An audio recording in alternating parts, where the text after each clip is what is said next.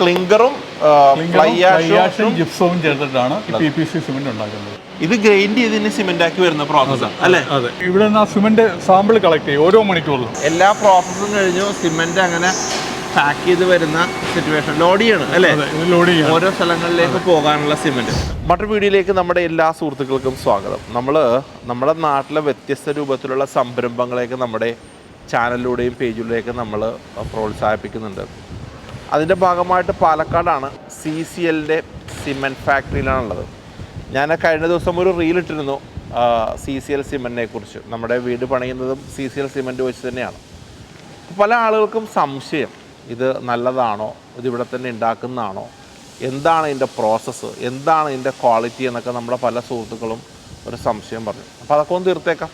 അത് മാത്രമല്ല CCL സിമെൻറ്റിൻ്റെ പിന്നിൽ ഭയങ്കര ഒരുപാട് സംരംഭകരുടെ കൂട്ടായ്മ ഉണ്ട്. അതിനെയൊക്കെ ഒന്ന് പരിചയപ്പെടുത്താമെന്ന് വിചാരിച്ചു. പ്രദീപ് സാറ് നമ്മളുടെ വളരെ വേണ്ടപ്പെട്ട സുഹൃത്താണ്. സാറ് കഴിഞ്ഞ 26 വർഷമായിട്ട് മലബാർ സിമെൻറ്റ് ഫാക്ടറിയിൽ ഉണ്ടായിരുന്നതാണ് അല്ലേ സാറേ? അതെ. അവിടെ നിന്ന് റിട്ടയർഡ് ആയതിനു ശേഷം ഇവിടുത്തെ ഒരു ടെക്നിക്കൽ ഹെഡായിട്ട് സാറ് ജോയിൻ ചെയ്തു. അവിടെ എന്തായിട്ടാണ് സാറ് മലബാർ ഫീൽഡ്സിലെ ക്വാളിറ്റി കൺട്രോൾ ഡിപ്പാർട്ട്മെന്റിലെ ഡെപ്യൂട്ടി മാനേജറായിട്ട് അപ്പോൾ നമുക്ക് ഇന്ന് നമ്മുടെ CCL സിമെന്റ് എങ്ങനെയാണെന്നുള്ള സാധനം നമ്മുടെ ആൾക്ക് കാണിക്കാനാണ് നമ്മൾ വന്നത്. സിമെന്റിന്റെ ഏറ്റവും വളരെ ഇമ്പോർട്ടൻസ് ആയിട്ടുള്ള റോ മെറ്റീരിയൽ എന്ന് പറയുന്നത് ക്ലിങ്കർ ആണല്ലോ അല്ലേ? ഈ കാണുന്നതാണ് ക്ലിങ്കർ അല്ലേ? നമുക്ക് സത്യം പറഞ്ഞാൽ ക്ലിങ്കർ ഉണ്ടാക്കുന്ന ഒരു പ്രോസസ്സ് ഇല്ല അല്ലേ? നമ്മൾ പിന്നെ എങ്ങനെയാണ് ക്ലിങ്കർ കൊണ്ടുവരണേ? ഇതൊരു സിമെന്റ് ഗ്രൈൻഡിങ് യൂണിറ്റ് ആണ്. അപ്പോൾ നമ്മൾ പ്രത്യേകിച്ച് ഇത് മിഡിൽ ഈസ്റ്റ് കൺട്രീസിൽ നിന്നും നമ്മൾ ഇറക്കുമതി ചെയ്യുകയാണ്. ക്ലിങ്കറിന്റെ കാര്യം പറയുമ്പോഴേ ലോകത്ത് ചൈനയുണ്ട്, യുണൈറ്റഡ് അറബ് ഉണ്ട്, ടർക്കി ഉണ്ട്, ഇറാൻ ഉണ്ട്, അങ്ങനെ വ്യത്യസ്ത കൺട്രികളിൽ നിന്ന് ക്ലിങ്കർ എക്സ്പോർട്ട് ചെയ്യുന്ന പരിപാടി ആ രാജ്യങ്ങൾക്കുണ്ട് അല്ലേ? ആ രാജ്യത്ത് നിന്നും ക്വാളിറ്റിയുള്ള ക്ലിങ്കർ, സിമെന്റിന്റെ ഏറ്റവും പ്രധാനപ്പെട്ട ഒരു റോ മെറ്റീരിയൽ എന്ന് പറഞ്ഞാൽ ക്ലിങ്കറാണ് അല്ലേ? അത് നമ്മൾ ഇങ്ങോട്ട് ഇമ്പോർട്ട് ചെയ്തിട്ടാണ് സിമെന്റ് ആക്കി മാറ്റുന്നത് അല്ലേ? അപ്പോൾ പല ആൾക്കാർക്കും സംശയം ഉണ്ടോ ഇതിൽ ക്വാളിറ്റി ഉണ്ടോ? നമുക്ക് സത്യം പറഞ്ഞാൽ എന്താണ് സാറേ, നമുക്കൊരു ക്ലിങ്കർ യൂണിറ്റ് തുടങ്ങാൻ പറ്റാത്തതിന്റെ പ്രശ്നം എന്താ? ആക്ച്വലി സിമെന്റ് നിർമ്മാണത്തിന് വേണ്ട ഏറ്റവും പ്രധാനപ്പെട്ട അസംസ്കൃത വസ്തു എന്ന് പറയുന്നത് ചുണ്ണാമ്പുകല്ലാണ്. ചുണ്ണാമ്പുകല്ല്. കേരളത്തിൽ ചുണ്ണാമ്പുകല്ലിന്റെ ലഭ്യത വളരെ കുറവാണ്. ആകെ ഉള്ളത് ഈ പാലക്കാട് വാളയാറിൽ മാത്രമാണ്. അത് തന്നെ നമ്മൾക്ക് കേരളത്തിൽ സിമെന്റിന്റെ ആവശ്യകതയായിട്ട് നോക്കുമ്പോഴത്തേക്ക് വളരെ 6% താഴെയുള്ള സിമെന്റ് മാത്രമേ കേരളത്തിൽ നിർമ്മിക്കുന്നുള്ളൂ. പ്രധാനപ്പെട്ട പല സിമെന്റ് കമ്പനികളും പുറത്തുനിന്ന് ക്ലിങ്കർ കൊണ്ടുവന്നിട്ട് സിമെന്റ് ഗ്രൈൻഡിങ് യൂണിറ്റുകൾ കേരളത്തിൽ സെറ്റ് ചെയ്തുകൊണ്ടിരിക്കുക. ഞാനൊരു ചെറിയ റീലിട്ടപ്പോൾ നമ്മുടെ ആളുകൾ പറഞ്ഞു ഇത് അവിടെ നിന്ന് ഇവിടെ നിന്നൊക്കെ അങ്ങനെയൊന്നുമല്ല, ഇതിന് ക്വാളിറ്റി ഉണ്ട്. നമ്മൾ ഇപ്പം ഞങ്ങൾ പറയണ കാണണ്ട, ഞങ്ങളൊരു ലാബിൻ്റെ സഹായത്തോടു കൂടി ടെസ്റ്റ് ചെയ്ത് നമ്മുടെ ക്രൈറ്റീരിയ ഫില്ല് ചെയ്യുന്നുള്ള കാര്യം നമ്മൾ കാണിക്കുന്നുണ്ട് സാർ അല്ലേ? അപ്പോൾ ഈ ക്ലിങ്കർ സത്യം പറഞ്ഞാൽ പിന്നെ നമ്മൾ എന്താ ചെയ്യുന്നത്? ഇത് ക്ലിങ്കറിൽ ഇതിപ്പോൾ നമ്മളിവിടെ വിധി കിടക്കുന്ന ക്ലിങ്കർ ആണല്ലോ അല്ലേ? ക്ലിങ്കർ നമ്മൾ ആക്ച്വലി എന്താ ചെയ്യുന്നത്? ആക്ച്വലി ക്ലിങ്കർ പൊടിച്ചിട്ടാണ് നമ്മൾ സിമെന്റ് ഉണ്ടാക്കുന്നത്. ഓക്കെ. അപ്പോൾ ക്ലിങ്കർ മാത്രം മതിയോ? പോരാ. പിന്നെ ക്ലിങ്കർ പൊടിക്കുമ്പോൾ ക്ലിങ്കറിന്റെ കൂടെ നമ്മൾ ജിപ്സവും ഫ്ലൈ ആഷും അങ്ങനെ 2 അസംസ്കൃത വസ്തുക്കളും കൂടെ ചേർത്തിട്ടാണ് സിമെന്റ് ഉണ്ടാക്കുന്നത്. നമുക്കൊന്ന് കണ്ടാലോ? നമുക്കുണ്ടാവും. ഇത് ജിപ്സം ആണ്. ജിപ്സം. അതെ. ജിപ്സം ഇതിന്റെ ഒരു റോ മെറ്റീരിയൽ നമുക്ക് സിമെന്റിലെ ഒഴിച്ചുവിടാൻ പറ്റാത്ത ഒരു റോ മെറ്റീരിയൽ ആണ്. ഇതാണ് നമ്മൾ ഏത് ടൈപ്പ് സിമെന്റ് ഉണ്ടാക്കിയാലും ഒരു 3 മുതൽ 4-5% വരെ ജിപ്സം കൂടെ ചേർത്തിട്ടാണ് നമ്മൾ സിമെന്റ് ഉണ്ടാക്കുന്നത്. ജിപ്സം ആണ് നമുക്ക് സിമെന്റിന്റെ സെറ്റിംഗ് ടൈം കൺട്രോൾ ചെയ്യുന്നത്. ജിപ്സം ഒട്ടും ചേരുന്നില്ല എന്നുണ്ടെങ്കിൽ സിമെന്റ് പെട്ടെന്ന് സെറ്റായി പോകും. ജിപ്സത്തിന്റെ അളവ് കൂടി കഴിഞ്ഞാൽ സിമെന്റ് സെറ്റ് ആവുകയില്ല. അപ്പൊ അതുകൊണ്ട് ഇത് വളരെ നിശ്ചിത അളവിൽ മാത്രമേ ഈ ജിപ്സം നമുക്ക് സിമെന്റ് ഉണ്ടാക്കുന്ന സമയത്ത് ചേർക്കാൻ പറ്റും. സാറേ ഞാൻ സംശയിച്ചോട്ടെ, നമ്മൾ ആൾക്ക് വേണ്ടിയിട്ട് ഇപ്പൊ ലോകത്ത് ഏത് ബ്രാൻഡ് സിമെന്റും എടുത്തോളൂ, ഇങ്ങനെയൊക്കെ തന്നെയല്ലേ അതിന്റെ പ്രോസസ്? അതെ. സിമെന്റ് നിർമ്മാണത്തിന്റെ പ്രോസസ് എന്ന് പറയുന്നത് ലോകം മുഴുവൻ ഒരേ രീതിയിൽ തന്നെ സിമെന്റ് ഉണ്ടാക്കുന്നത് ആണല്ലേ? ഇപ്പൊ ആളുകൾക്ക് ഒരു തെറ്റിദ്ധാരണ ഉണ്ട് സാറേ, ആ കമ്പനിയുടെ സിമെന്റ് ആണ് നല്ലത്, ഈ കമ്പനിയുടെ അങ്ങനെയൊന്നും ഇല്ല അല്ലേ? ക്ലിങ്കറിന്റെ ക്വാളിറ്റി നല്ലതാണെങ്കിൽ സിമെന്റിന്റെ ക്വാളിറ്റി നല്ലതാവും. ഇപ്പൊ നമ്മളെ സംബന്ധിച്ചിടത്തോളം ഇമ്പോർട്ട് ചെയ്യുന്ന ക്ലിങ്കറാണ് നമ്മൾ ഉപയോഗിക്കുന്നത്. ക്വാളിറ്റി നമ്മൾ അവിടെ നിന്ന് ലോഡ് ചെയ്യുന്നതിന് മുൻപും ടെസ്റ്റ് ചെയ്യുന്നുണ്ട്, ഇവിടെ വന്നതിന് ശേഷം ടെസ്റ്റ് ചെയ്യുന്നുണ്ട്. അത് നമ്മൾ തേർഡ് പാർട്ടി വെച്ചിട്ടാണ് ടെസ്റ്റ് ചെയ്യുന്നത്. അപ്പൊ ടെസ്റ്റ് ചെയ്ത് ആ റിപ്പോർട്ടിനനുസരിച്ചാണ് നമ്മൾ അവരുടെ പേയ്മെന്റ് കാര്യങ്ങളൊക്കെ. ഈ റോ മെറ്റീരിയൽ ഇത് നമുക്ക് വരുന്നത് FICT എന്നാണ്, ഫെർട്ടിലൈസേഴ്സ് ആൻഡ് കെമിക്കൽസ്, കൊച്ചി. ഇപ്പൊ നമ്മുടെ സൗത്ത് ഇന്ത്യയിലുള്ള മിക്കവാറും എല്ലാ സിമെന്റ് പ്ലാന്റുകളും FICT തന്നെയാണ് ജിപ്സം ഉപയോഗിക്കുന്നത്. ജിപ്സം ഉപയോഗിച്ചിട്ടാണ്. അത്രയുള്ള കാര്യം. പിന്നെ അടുത്തൊരു പ്രോസസ് എന്ന് പറഞ്ഞാൽ എന്താ സാറേ? പിന്നെ ഇപ്പൊ ജിപ്സം നമ്മൾ ഇത് ഇലക്ട്രോണിക് വേവ് ഫീഡർ ആണ്. ഇത് ഈ കാണുന്നത്. അപ്പൊ ഇതിൽ നമ്മൾ ലാബിലെ നിർദ്ദേശം അനുസരിച്ചിട്ട് 4-5% ജിപ്സം ഇവിടെ സെറ്റ് ചെയ്യുന്നു. അതേപോലെ ക്ലിങ്കർ നമുക്ക് എത്ര അനുപാതത്തിലാണ് അല്ലെങ്കിൽ എത്ര അളവിലാണോ വേണ്ടത്, ആ ക്ലിങ്കർ വേവ് ഫീഡർ ഉണ്ട് താഴെ, ഈ ടണലിന്റെ താഴെ ക്ലിങ്കർ വേവ് ഫീഡർ ഉണ്ട്. ആ വേവ് ഫീഡറിൽ കൂടെ ക്ലിങ്കറും ജിപ്സവും ഈ പിന്നെ ഫീഡ് ബെൽറ്റ് വഴി, കൺവെയർ ബെൽറ്റ് വഴി നമ്മൾ മില്ലിന്റെ ഇൻലെറ്റിലേക്ക് കൊടുക്കും. ഇതെന്താ സാറേ ഇത്? ഈ കാണുന്നത് ഫ്ലൈ ആഷ് സ്റ്റോറേജ് ആണ്. അതെ. അപ്പൊ ഫ്ലൈ ആഷ് നമുക്ക് കിട്ടുന്നത് മേട്ടൂരിൽ നിന്നും ഉടുപ്പിയിൽ നിന്നുമാണ്. ഉടുപ്പി അദാനി പവർ കോർപ്പറേഷന്റെ തെർമൽ പവർ പ്ലാന്റിൽ നിന്നും മേട്ടൂർ തെർമൽ പവർ സ്റ്റേഷനിൽ നിന്നുമാണ് നമുക്ക് ഫ്ലൈ ആഷ് കിട്ടുന്നത്. അതും ഈ പറഞ്ഞതുപോലെ മിക്കവാറും എല്ലാ സിമന്റ് കമ്പനികളും തെർമൽ പവർ സ്റ്റേഷനുകളിൽ നിന്നാണ് ഫ്ലൈ ആഷ് നമുക്ക് തീർച്ചയായിട്ടും. നമുക്ക് ഇപ്പൊ നമ്മൾ നിൽക്കുന്ന പാലക്കാട് ഫാക്ടറിയിലാണല്ലോ. അതെ. നമുക്ക് അങ്ങനെ എത്ര ഫാക്ടറികളുണ്ട് സാറേ? ഇത് വൈക്കത്ത് വെള്ളൂരിനടുത്ത് ന്യൂസ് പ്രിന്റിനടുത്ത് ആണ് ആദ്യത്തെ ഫാക്ടറി വരുന്നത്. അതെ. അത് 25 വർഷത്തിലധികമായി അവിടുത്തെ ഫാക്ടറി വന്നതിന് ശേഷം. ഇപ്പൊ ഇവിടുത്തെ ഈ പാലക്കാട് പ്ലാന്റ് സ്റ്റാർട്ട് ചെയ്തിട്ട് ഇപ്പൊ 1 വർഷം ആകുന്നതേ ഉള്ളൂ. ഏറ്റവും പ്രധാനപ്പെട്ട കാര്യം, നമ്മൾ ഈ നിൽക്കുന്ന പാലക്കാട്ടെ സിമെന്റ് കമ്പനി കംപ്ലീറ്റ് കൺസ്ട്രക്ഷൻ ചെയ്യാനായിട്ട് ഉപയോഗിച്ചിരിക്കുന്നത് CCL സിമെന്റ് തന്നെയാണ് കേട്ടോ. നമ്മുടെ ഈ ഫാക്ടറി എന്ന് പറഞ്ഞാൽ ക്ലോസ്ഡ് സിമെന്റ് ഫാക്ടറി അല്ലേ? ക്ലോസ്ഡ് സർക്യൂട്ട് സിമെന്റ് മില്ലാണ് നമുക്കുള്ളത്. അതിന്റെ പ്രത്യേകത സാർ അത്? ക്ലോസ്ഡ് സർക്യൂട്ട് മില്ല് എന്ന് പറഞ്ഞു കഴിഞ്ഞാൽ നമുക്ക് സിമെന്റ് സാധാരണ ഓപ്പൺ സർക്യൂട്ടും ക്ലോസ്ഡ് സർക്യൂട്ടും ഉണ്ട് സിമെന്റ് ഗ്രൈൻഡിങ്. ഓപ്പൺ സർക്യൂട്ട് എന്ന് പറഞ്ഞാൽ നമ്മൾ മില്ലിൽ പൊടിക്കുന്ന സിമെന്റ് എന്താണോ അത് മുഴുവൻ അതുപോലെ തന്നെ നമ്മളുടെ സ്റ്റോറേജ് ഫൈലോയിലേക്ക് പോകും പാക്ക് ചെയ്യുന്നതിന് വേണ്ടിയിട്ട്. പക്ഷേ ക്ലോസ്ഡ് സർക്യൂട്ട് മില്ലിൽ ഈ പൊടിച്ച സിമെന്റ് വീണ്ടും നമ്മൾ ഒരു റീസർക്കുലേറ്റിംഗ് ഫാൻ വഴി നമ്മൾ ഒരു ക്ലാസിഫയർ വഴി കടത്തിവിടും.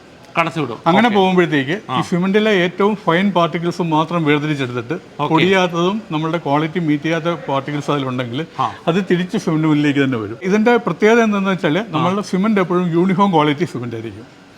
അപ്പൊ നല്ല ഫൈൻ സിമെന്റും ആയിരിക്കും, ക്വാളിറ്റി ആയിരിക്കും, കംപ്ലീറ്റ് പൊടിഞ്ഞ് നല്ല യൂണിഫോം ക്വാളിറ്റി സിമെന്റ് ആയിരിക്കും നമുക്ക് കിട്ടുക.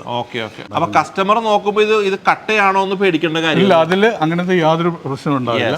നല്ല ഫൈൻ സിമെന്റ് യൂണിഫോം ക്വാളിറ്റി ഉള്ള സിമെന്റ് ആയിരിക്കും നമുക്ക് ഇവിടെ കിട്ടുന്നത്. അപ്പൊ നമുക്ക് സാർ നേരത്തെ പറഞ്ഞ പോലെ നമുക്ക് ആ ഫ്ലൈ ആഷ് ഒന്ന് കണ്ടേക്കാം. തീർച്ചയായിട്ടും. ഞാനും സാറും കൂടെ അങ്ങനെ നമ്മുടെ ഈ ഒരു ഫ്ലൈ ആഷിന്റെ ഒരു മെഷീൻ ഇരിക്കുന്ന ഏറ്റവും ടോപ്പിലാണ് അല്ലേ സാറേ നമ്മൾ നിൽക്കുന്നത് അല്ലേ?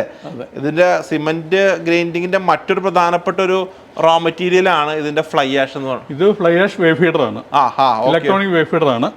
അപ്പൊ ഇതിൽ നിന്നാണ് നമ്മൾ എത്ര ശതമാനം ഫ്ലൈ ആഷ് സിമെന്റിൽ പോകണമെന്നുള്ളത് ലാബ് നിർദ്ദേശം അനുസരിച്ചിട്ട് നമ്മൾ കൺട്രോൾ റൂമിൽ ഇത് സെറ്റ് ചെയ്യും.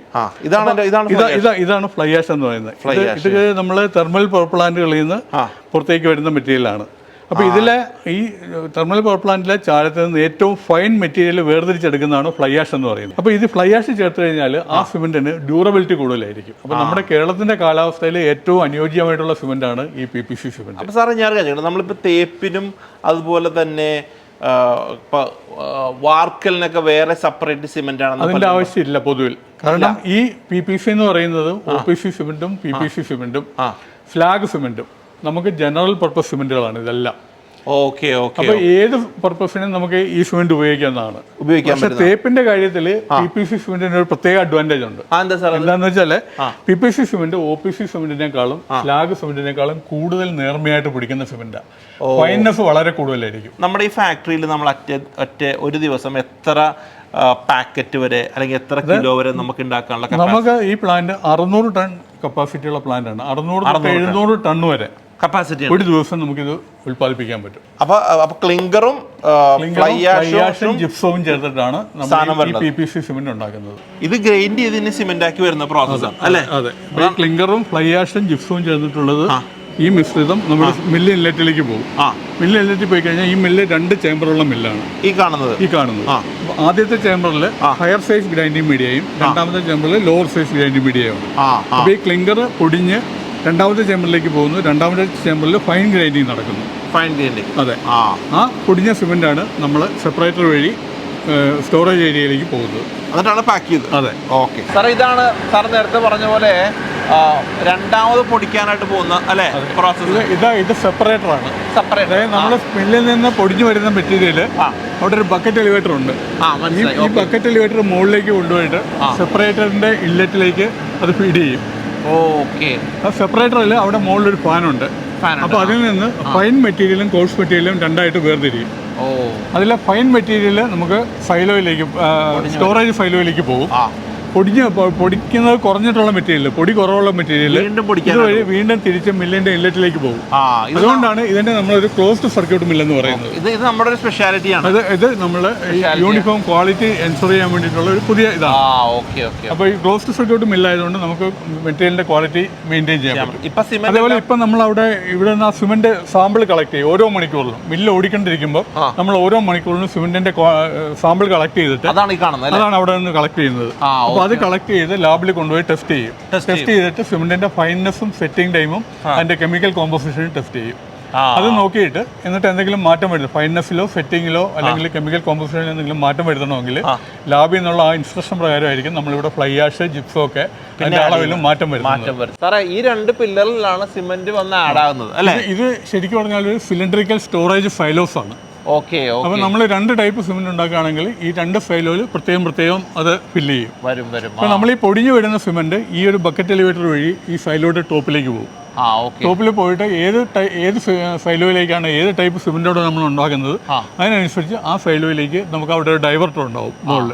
അത് ഡൈവേർട്ട് ചെയ്ത് കഴിഞ്ഞാൽ ആ ഫൈലോയിലേക്ക് സിമെന്റുകൾ വന്ന് ശേഖരിക്കുന്ന സിമെന്റ് ശേഖരിക്കുന്ന സ്ഥലം 1200 ടൺ വരെ സിമെന്റ് നമുക്ക് ഈ ഒരു ഫൈലോയിൽ സ്റ്റോർ ചെയ്യാം. പാക്കിങ്ങിലേക്ക് എല്ലാ പ്രോസസ്സും കഴിഞ്ഞു സിമെന്റ് അങ്ങനെ പാക്ക് ചെയ്ത് വരുന്ന സിറ്റുവേഷൻ ലോഡ് ചെയ്യണം അല്ലേ? ഓരോ സ്ഥലങ്ങളിലേക്ക് പോകാനുള്ള സിമെന്റ് നമ്മുടെ വീട്ടിലേക്കും ഒരു വണ്ടി പോകുന്നുണ്ട്. അല്ല, നമ്മുടെ ആളുകൾക്കൊരു സംശയം, നമ്മുടെ നാട്ടിൽ ഇങ്ങനത്തെ സംരംഭങ്ങൾ ഉണ്ടോ, അല്ലെങ്കിൽ അതിനൊക്കെ ക്വാളിറ്റി ഉണ്ടോ എന്നൊക്കെ പല ആൾക്കാർക്ക് സംരംഭമുണ്ട്. എന്നെ സംബന്ധിച്ചിടത്തോളം ഞാൻ CCL സിമെന്റ് വെച്ചാട്ടോ വീട് വെക്കുന്നത്. ഞാനിതിന്റെ ടെസ്റ്റൊക്കെ ചെയ്ത് സ്ട്രെങ്ത് അച്ചീവ് ചെയ്യുന്ന സാധനങ്ങളൊക്കെ ഉണ്ട്. ആ വീഡിയോ ആയിട്ട് എന്തായാലും കാണിക്കുന്നുണ്ട് അല്ലേ? നമ്മുടെ നാട്ടിൽ ഇങ്ങനത്തെ സംരംഭമുണ്ട്. ഇനി ഏതെങ്കിലും ഡിസ്ട്രിബ്യൂഷൻ ആവശ്യമുള്ള ആൾക്കാരൊക്കെ വിളിച്ചു.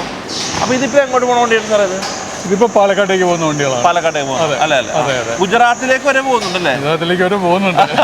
കണ്ടെയ്നറിൽ വരെ സിമെന്റ് കയറ്റി പോകുന്നുണ്ട് അല്ലേ? ഓക്കെ. അപ്പോൾ എന്തായാലും നമ്മുടെ ആളുകൾക്ക് എങ്ങനെയാണ് ഒരു സിമെന്റ് ഉണ്ടായി വരുന്നത് എന്നുള്ള ഭയങ്കര സംശയം ഉണ്ടായിരുന്നു. അത് നമ്മൾ കാണിച്ചു. നമുക്ക് അടുത്ത വീഡിയോയിൽ സാറേ ലാബിൽ എന്തൊക്കെ പ്രോസസ്സാണ് നടക്കുന്നത് കാണിക്കും കേട്ടോ. അപ്പോൾ താങ്ക് യു സാർ. അടുത്ത വീഡിയോ കാണാം കേട്ടോ. Thank you.